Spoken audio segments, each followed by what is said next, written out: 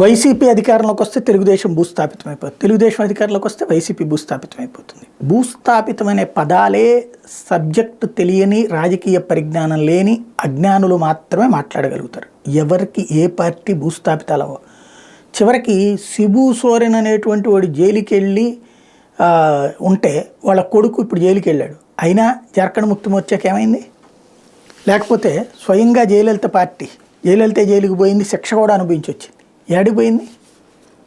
ఇవన్నీ మనం మాట్లాడుకోవడానికి బాగుంటుంది. జనంలో శాంతం ఒక్కళ్ళు కూడా మనల్ని పట్టించుకోరు అనేటువంటిది ఒక భ్రమ. ఇంకొకటి, ఇక్కడ ఆంధ్రప్రదేశ్లో చంద్రబాబు నాయుడిని భూస్థాపితం చేయగలిగారు, తెలుగుదేశాన్ని జగను అయ్యిందా? తెలంగాణలో అయ్యింది. అది కూడా ఎందుకు? చంద్రబాబుకి ఇనిషియేటివ్ తీసుకునే ఓపిక లేకపోవడం కాదు, అక్కడ ఇంకొక నాయకుడు తనకి పోటీగా ఎదగడం ఇష్టం లేకపోవడం వల్ల, దాని బదులు ఆ నాయకుడిని తీసుకెళ్ళి కాంగ్రెస్లో కూర్చోబెట్టడం వల్ల. లేకపోతే కనుక రేవంత్ ఇప్పుడు రకంగా చెప్పాలంటే అక్కడ కూడా తెలుగుదేశం ఏం భూస్థాపితం అలా కాంగ్రెస్ పేరుతో ఉండిపోయింది ఇప్పుడు తెలుగుదేశం. ఎక్కడైనా అంతే. కాకపోతే అక్కడ పేరే పోయింది కాబట్టి ఒక ఆస్పెక్ట్. ఆంధ్రప్రదేశ్లో ఏమైంది? ఏం కాదు.